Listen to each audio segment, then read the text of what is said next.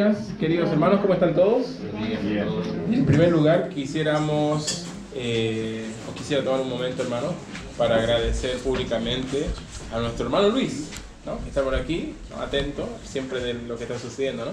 Porque el hermano Luis fabricó este púlpito para la iglesia, hermanos, así que un aplauso fuerte para él, ¿cierto?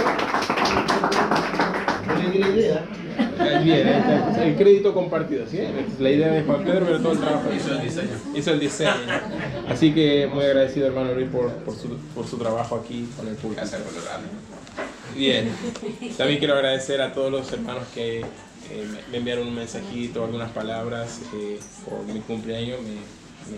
Me halagaron mucho y me fueron de mucha bendición cada una de sus palabras. Hermanos, el día de hoy vamos al libro de Filipenses capítulo 4. Vamos a tener allí como el versículo clave. Siguiendo nuestra serie de salud mental durante todo el mes de agosto, vamos a estar tocando los diferentes domingos de agosto, diferentes temas sobre la salud mental. El primer domingo nosotros establecimos algunas bases, ¿cierto?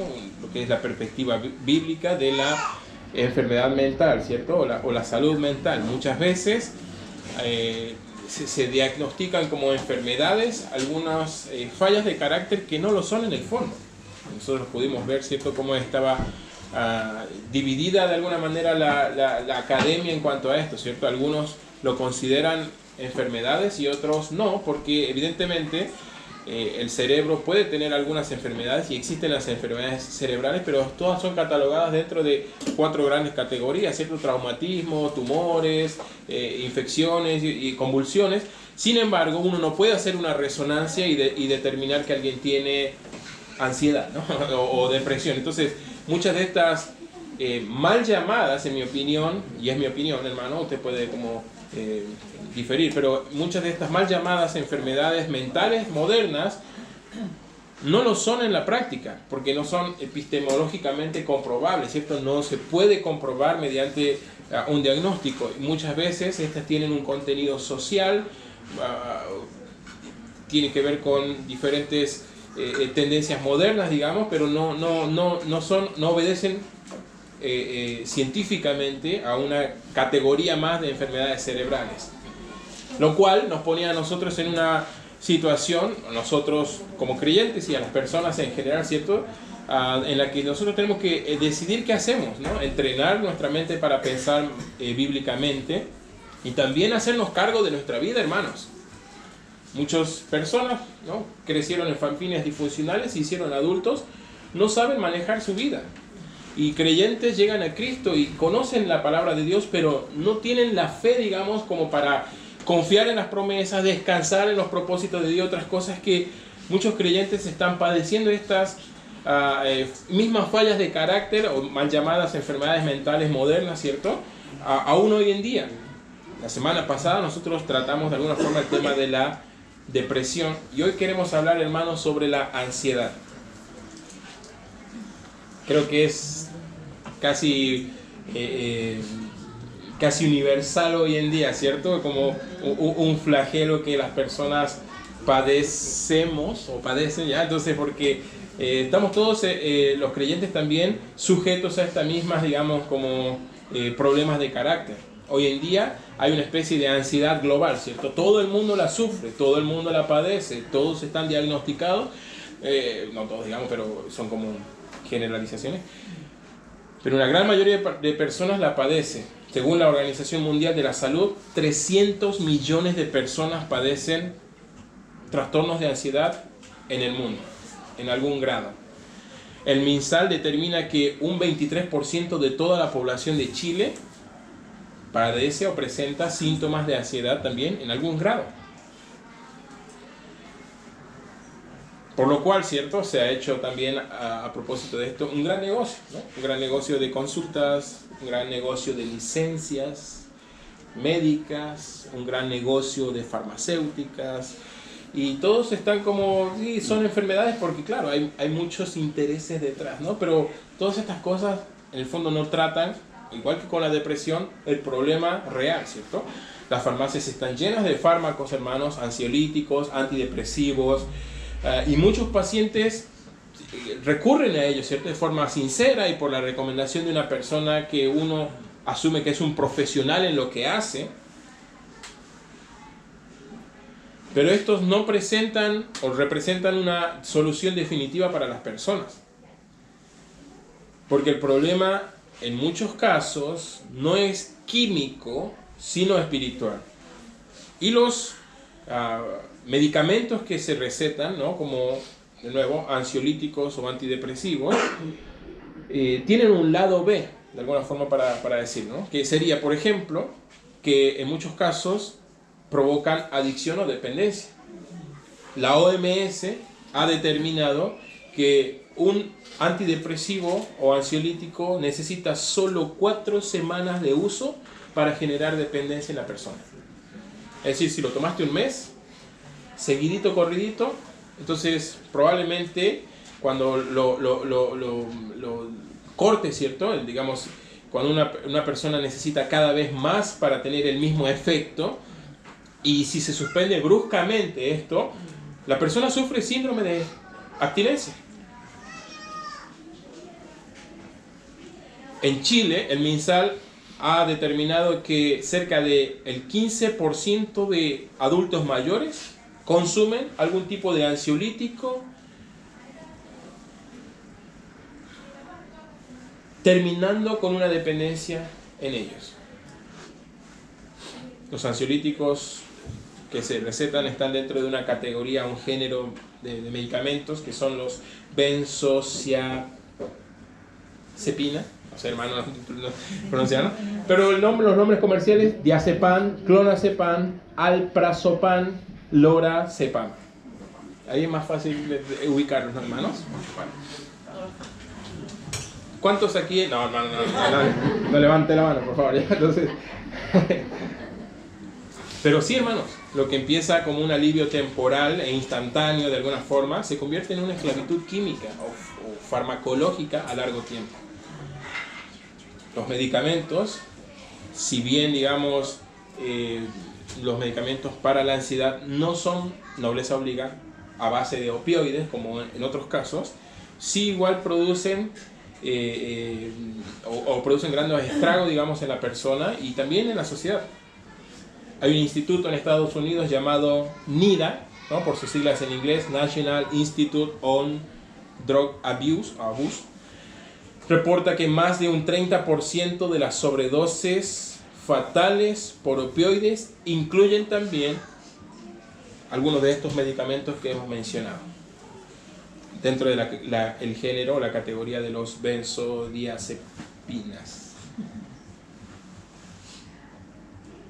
No son opioides, pero combinarlos con otros medicamentos, con alcohol, con opioides, con otras drogas, con tabaco, bueno, pueden tener consecuencias muy negativas en la vida de la persona.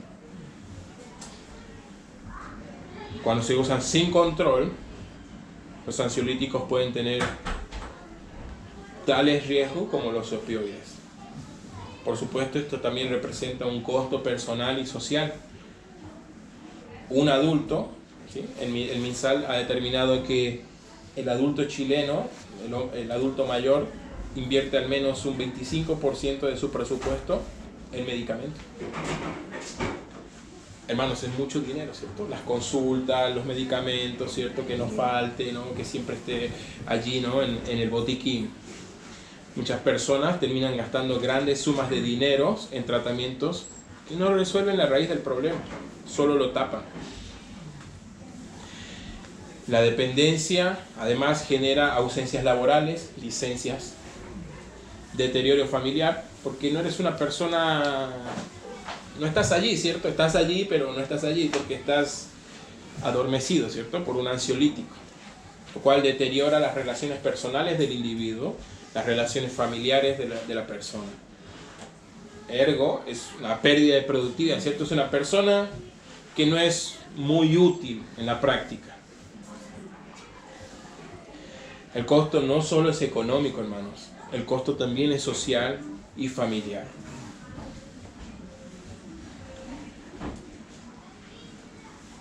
Hay algunos estudios estadísticos, como la Universidad de Harvard, que ha determinado que un 20% de quienes usan benzodiazepinas, los medicamentos, por más de 3 meses desarrollan dependencia.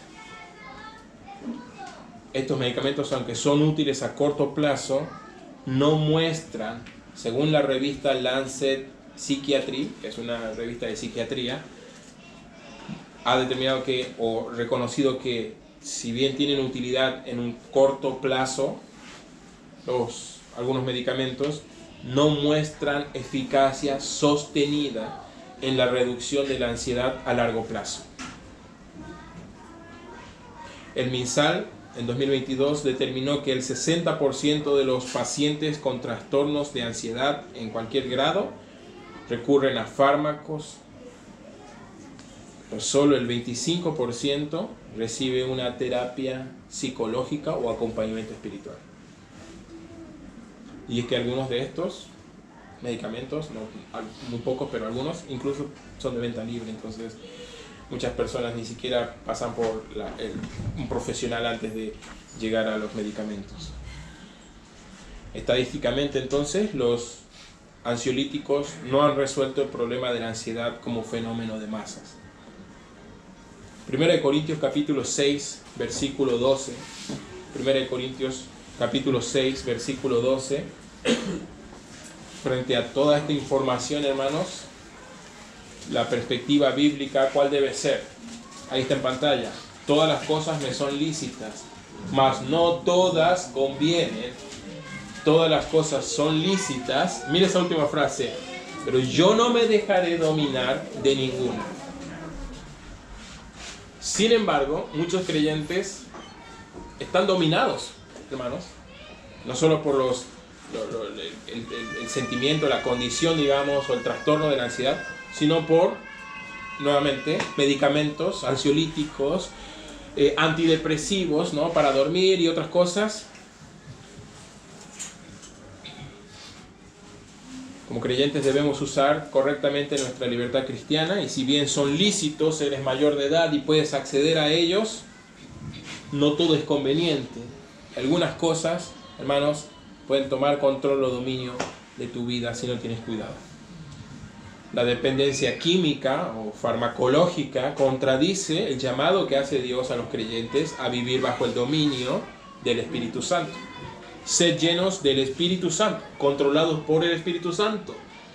No cedas el control a otras cosas, ¿no?, a otras cosas que no son convenientes, como indica ahí el pasaje en la pantalla.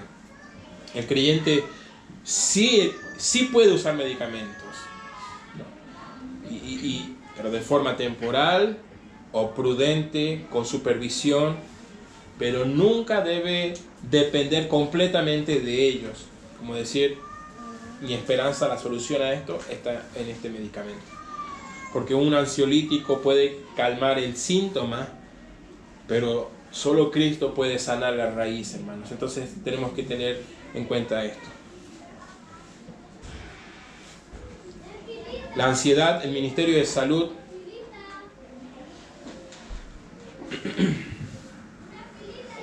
en Chile la define de la siguiente manera: es un estado emocional caracterizado por la anticipación de un daño o desgracia futura, acompañado de un sentimiento de disforia o desagrado, o sentimientos somáticos como palpitaciones, sudoración o tensión muscular. De nuevo, la definición es, según el Ministerio de Salud, un estado emocional caracterizado por una anticipación de un daño o desgracia futura. Para resumirlo, es pensar mucho en el futuro, ¿no?, como temor del futuro, ¿no? Lo opuesto a la depresión, la semana pasada vimos, la depresión era el pasado, ¿cierto? Un exceso de pasado en tu vida, no cerrar algunas cosas, no sanar, no perdonar, no aceptar, no soltar, muchas cosas que nosotros venimos arrastrando, ¿no?, de alguna forma se van traduciendo en formas de depresión.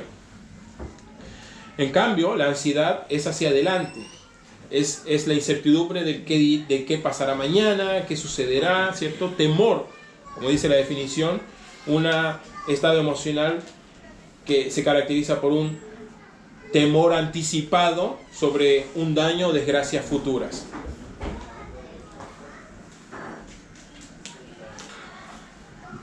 Mira lo que dice Proverbios capítulo 12, versículo 25. Proverbios capítulo 12, versículo 25.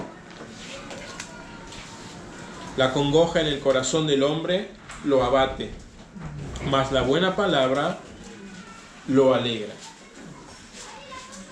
Tal vez en la Biblia no encontremos tanto estas etiquetas modernas. Por ejemplo, la semana pasada vimos sobre la depresión. No vas a encontrar mucho, digamos, la palabra depresión, pero sí habían sinónimos y hablaba de abatido también, ¿no? Un sinónimo que usaban los salmistas para referirse a esto. Igualmente con la ansiedad. En el Nuevo Testamento quizás encontremos algunos ejemplos, pero es difícil en el Antiguo Testamento o en general en la palabra de Dios. Pero sí se nota, digamos, que las personas en la Biblia han padecido esto. El proverbio dice nuevamente, versículo 25, la congoja en el corazón del hombre lo abate. La Biblia no desconoce, hermanos, el sufrimiento interior. Congoja de corazón tiene que ver con eso, ¿cierto? Con algo que ocurre dentro, ¿cierto? Con un temor y otras cosas. La Biblia no desconoce el sufrimiento, al contrario. Nosotros vimos la semana pasada ciertos pasajes que decían que Cristo tenía cuidado de nosotros, ¿cierto? Él entiende estas cosas, hermanos. Pero más allá de las definiciones clínicas, la Biblia describe de alguna forma la ansiedad como un peso en el corazón. Versículo 25, congoja, como se dice ahí. Un lastre aplastante, ¿cierto? Temores que se van acumulando, que se traducen finalmente en lo que nosotros llamamos o entendemos como ansiedad. Hermanos, la ansiedad sí es real. Las personas sí la padecen. Pero más pesado es, hermanos, cuando no se confía en el Dios verdadero. Frente a la ansiedad, igual que a la depresión, el primer paso, hermanos, es reconocerlo. Reconocer que lo estamos padeciendo y ver bíblicamente qué acciones, incluso médicamente si haga falta, qué acciones haya que tomar en ese sentido. Lo que no hay que hacer, hermanos, es justificar. Decir, así soy, y no sé, justificar esto no va a ser correcto, hermanos. Es una falla de carácter. Es un temor excesivo sobre el futuro. Si lo padeces, bueno, lo primero es reconocerlo, hermano. Mira Mateo capítulo 6, versículo 25, por favor. Mateo capítulo 6, versículo 25.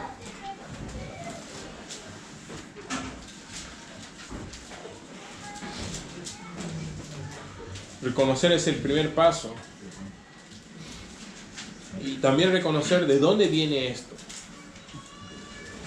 Mateo 6, versículo 25 dice, por tanto, no os afanéis por vuestra vida, qué habéis de comer, qué habéis de beber, ni por vuestro cuerpo, qué habéis de vestir.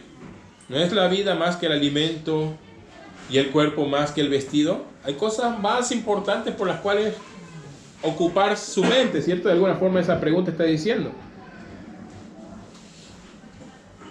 Afán es en la Biblia un buen sinónimo para ansiedad, ¿cierto? Sobre el futuro. Versículo 26, mirad las aves de los cielos, que no siembran, ni ciegan, ni recogen en graneros, y vuestro Padre Celestial las alimenta. Hermanos, ¿no valéis vosotros mucho más que ellas? ¿Y quién de vosotros podrá, por mucho que se afane, añadir a su estatura un codo? Y por el vestido, ¿por qué os afanáis? Considerad los lirios del campo, cómo crecen, no trabajan ni hilan. Pero os digo que ni aun Salomón, con toda su gloria, se vistió así como uno de ellos. Y si la hierba del campo, que hoy es y mañana se echa en el horno, Dios la viste así, ¿no hará mucho más a vosotros? Mire esa pregunta, hombres de poca fe. Reconocer la ansiedad implica inexorablemente reconocer también nuestro problema espiritual. Poca fe, hermanos.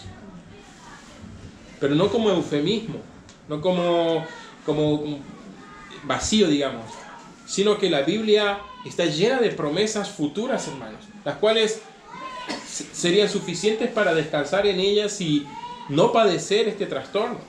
Sin embargo, las personas no creen muchas veces en estas promesas. 3 veces en estos versículos el Señor dice: no os afanéis, o traducido de alguna manera, no estén ansiosos, ¿no? Deja de lado la ansiedad. Preocuparse en demasía, de manera desmedida, por comida, vestido o el futuro, hermanos, es como vivir como si Dios no fuera nuestro Padre. Es un acto de incredulidad.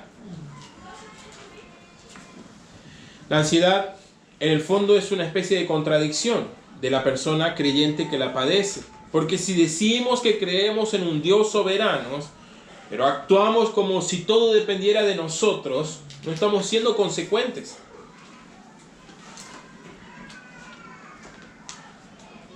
El mundo ofrece técnicas de relajación, de respiración, terapias, y ya lo mencionamos, medicamentos.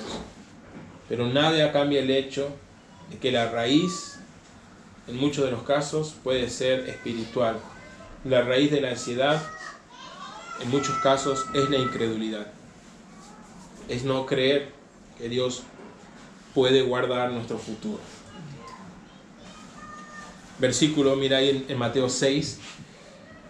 Por favor, mira lo que dice el versículo 31. No os afanéis diciendo qué comeremos, qué beberemos o qué vestiremos, porque los gentiles, es decir, los incrédulos, buscan tales o todas estas cosas. La actitud, ¿cierto? El creyente, digamos, cayendo en esta contradicción, ¿cierto? Y padeciendo la ansiedad o el afán en su vida, hermanos, de alguna forma es como un incrédulo, porque no ha creído que nuestro Padre Celestial sabe que tenemos necesidad de todas las cosas. Versículo muy conocido, versículo 33. Mas buscad primeramente el reino de Dios y su justicia, y todas estas cosas os serán añadidas. Por lo tanto, hermanos, debemos reconocer si lo padecemos y reemplazar la incredulidad por fe donde haga falta. Filipenses capítulo 4, versículos 6 y 7. Filipenses capítulo 4, versículos 6 y 7, dice la Biblia: por nada estéis afanosos. Amén, hermanos, ¿o no? Por nada, hermanos, no dejes que nada te afane, sino sean conocidas vuestras peticiones delante de Dios en toda oración y ruego y acción o con acción de gracia. Reemplaza, ¿cierto?, estos pensamientos autodestructivos, pensamientos de temor, el miedo, ¿cierto?, que produce el futuro. Pablo no dice que el creyente no tenga problemas, la reconoce. Versículo 6, por nada estéis afanosos, es decir, que habían cosas que lo afanaban a ellos, sino que de alguna forma les invita, les recuerda que ahí se puede transformar, ¿no?, la ansiedad en paz cuando se ora. Versículo 6, sean conocidas vuestras peticiones en toda oración, donde reconocemos esto, ruego, donde clamamos por la ayuda. Mira el versículo 7, y la paz de Dios, que sobrepasa todo entendimiento, guardará vuestros corazones y vuestros pensamientos en Cristo Jesús. Hermanos, ningún medicamento puede garantizar paz en el alma, o este tipo de paz que promete el Señor aquí.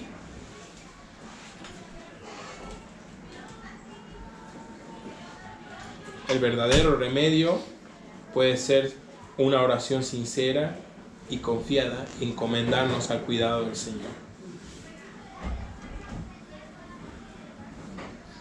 Solo la oración con fe, hermanos, en Cristo puede traer paz. Por otro lado, hermanos, mira lo que dice Primera de Juan capítulo 4. Primera de Juan capítulo 4.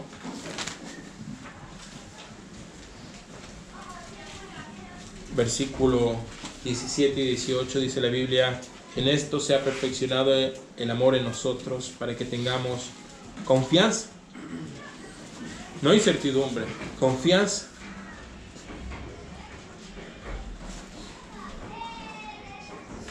En el día del juicio, pues como Él es, así somos nosotros en este mundo. Confianza en el día del juicio. Mira el 18. En el amor no hay temor, sino que el perfecto amor echa fuera el temor. Porque el temor lleva en sí, fíjate esa frase, castigo. Hermanos, muchas veces, ¿cierto? Hay como temor sobre acciones o consecuencias o cosas que nosotros tememos sobre el futuro. Pero muchas veces, hermanos, hay como una ventana también de que son cosas que sabemos que están mal. Porque si fueran cosas nobles, no habría temor. Si fueran cosas de alabanza a Dios, con toda seguridad avanzamos y lo hacemos.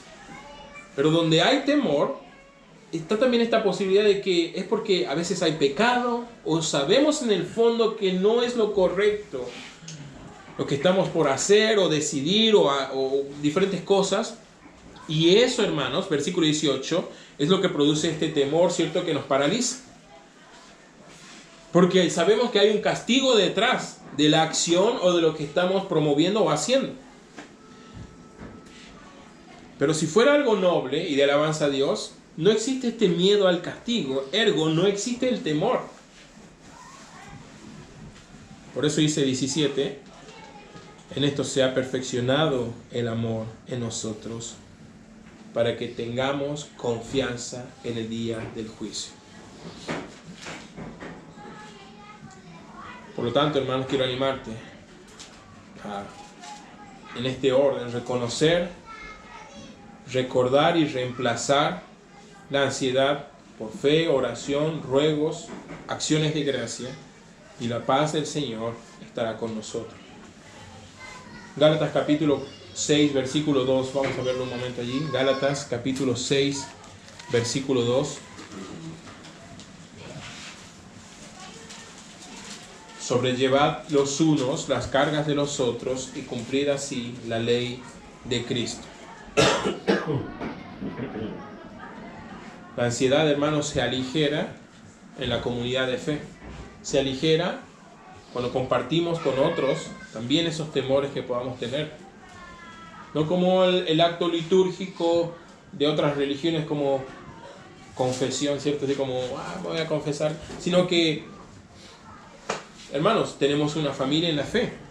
Dios nos ha proporcionado una familia en la fe. El mundo promueve, ¿cierto?, este individualismo. Tú puedes solo, ¿no? Vive tu vida. Pero como creyentes, si nuestro hermano lo planteó al comienzo, ¿cierto?, en su devocional, somos llamados, ¿cierto?, miembros de un cuerpo. Las figuras siempre son conjuntas, ¿cierto?, como ovejas del rebaño, ¿no?, como espigas de un trigal y las ramas de un olivo. Hermano, les gusta sobre todo esa, ¿no? Ahí en Romanos.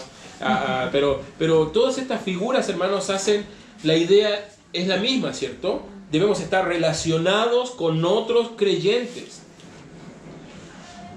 con relaciones sinceras, verdaderas, hermanos. No solamente el eufemismo de hermano, ¿no?, o solo el hermano de palabras, sino de verdad ser una familia en la fe. La ansiedad se aligera cuando es compartida se aligera, ¿cierto?, en la comunidad de fe. Una iglesia bíblica, creyentes que se aman unos a otros, constituyen un verdadero refugio para el depresivo, para la persona que padece ansiedad. Dios nos dio la iglesia local, hermanos. Nos dio una familia espiritual para llevar las cargas juntos. Versículo 2 nuevamente. Sobrellevad los unos las cargas de los otros. Versículo 10.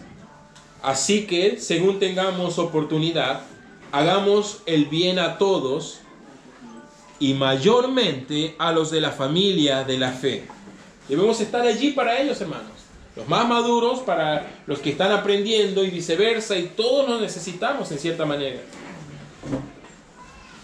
La ansiedad se intensifica, se radicaliza, la depresión se intensifica en la soledad, pero se aligeran en la comunión. Las personas que muestran o que tienen, digamos, un apoyo comunitario superan mejor los episodios de ansiedad y depresión. Y una iglesia, cuando actúa bíblicamente, es un refugio incomparable para las personas que padecen esto. La ansiedad se aligera cuando el creyente encuentra consuelo en su familia espiritual. Hebreos capítulo 6, versículo 19. Hebreos capítulo 6, versículo 19, hermanos.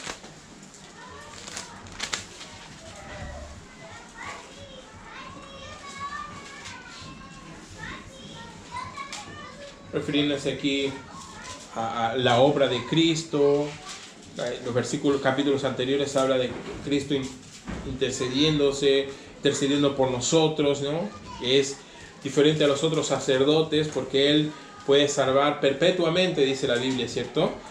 A los que se acercan a Él. Mira el capítulo 7, versículo, por ejemplo, 23, dice: otros sacerdotes tendrían que ser muchos porque morían siempre, ¿no? Continuamente morían y debían sucederle otro.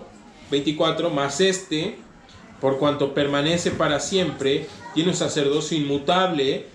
25, por lo cual puede salvar, ¿qué cosa? Perpetuamente a los que por Él se acercan a Dios, viviendo siempre para interceder por ellos. 26, porque tal sumo sacerdote nos conviene, santo, inocente, sin mancha, apartado de los pecadores, hecho más sublime que los cielos, que no tiene necesidad cada día, como aquellos sumos sacerdotes, de ofrecer sacrificios por ellos primero, por sus propios pecados y luego por los del pueblo, porque esto lo hizo una vez para siempre, ofreciéndose a sí mismo. Esta es una confesión de fe, ¿cierto? Entonces, lo referido a Cristo y la obra de Cristo y el alcance de la obra de Cristo, salvar perpetuamente, hermanos. Por lo tanto, capítulo 6, versículo 19, y en referencia a esto, dice el autor: la cual tenemos como segura y firme, mira lo que dice, ancla del alma, que penetra hasta dentro del velo.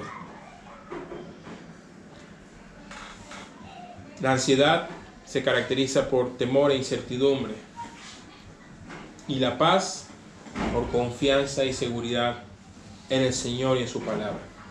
Por lo tanto, debemos reafirmar nosotros nuestra confesión de fe y en quién hemos puesto nuestra fe y cómo es Él aquel en que hemos puesto nuestra fe. Como Pablo decía siempre allá a Timoteo: poderoso es para guardar mi depósito. Aquí dice, ¿cierto?, que intercede por nosotros para siempre y nos salva perpetuamente. Nuestro futuro está seguro en las manos de Cristo, hermanos. Es algo que debemos nosotros reafirmar en nuestra vida. A raíz de muchas ansiedades es el miedo al futuro. ¿Qué pasará conmigo? ¿Qué pasará con mis hijos? ¿Qué pasará con mi salud? Pero el creyente, versículo 19, tiene un ancla firme y segura. Y es la esperanza que tenemos en el Señor Jesucristo.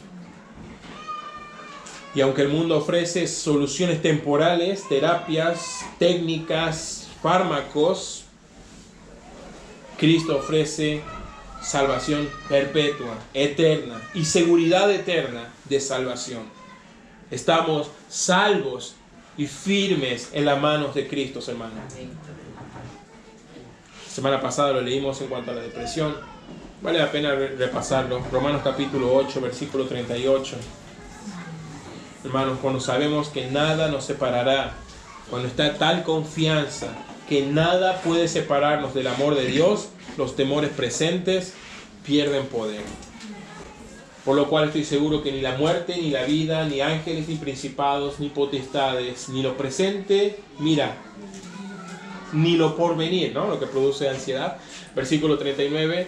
Ni lo alto, ni lo profundo, ni ninguna otra cosa creada nos podrá separar del amor de Dios que es en Cristo Jesús, Señor nuestro. Amén, hermanos. ¿Lo creo o no, hermano? Debemos reafirmar esto nosotros, lo cual traerá seguridad, paz y nos mantendrá firmes, ¿cierto? Como un ancla, ¿no? Y inconmovibles en las promesas, en la palabra y en la persona de Cristo. La ansiedad se vence, hermanos. La ansiedad del futuro inmediato se vence con la confianza en la eternidad que promete Cristo Jesús. Por lo tanto, hermanos, frente a esto, reconocerlo. Es un mal real, pero no es insuperable. Y si lo estás padeciendo, eres perdonable y Dios puede restaurarte si te acercas a Él, reconociéndola con el deseo de reemplazar con fe, ¿cierto?, la ansiedad y el temor. Reafirma la fe, tu confesión de fe, tu declaración de fe. Reafirma en quién has confiado, cómo es Él y cómo son sus promesas. Y esto traerá una solución perdurable ante el trastorno de la ansiedad. Cuando la ansiedad, hermanos, arrasa en la sociedad, debemos entender que no será derrotada con fuerza humana, sino en la fe que descansa en Jesucristo. Por favor, 1 de Pedro, capítulo 5, versículo 7. Un último versículo, hermanos, que ojalá podamos tenerlo presente en nuestra vida. 1 de Pedro, capítulo 5, versículo 7. Echando toda vuestra ansiedad sobre Él, porque Él tiene cuidado de vosotros. Amado hermano, si hoy cargas con ansiedad, no corras a la farmacia, por favor. Con mucha prudencia corre a un profesional si lo necesitas, pero sobre todo corre a Cristo, porque Él tiene cuidado de nosotros. Vamos a orar, hermano.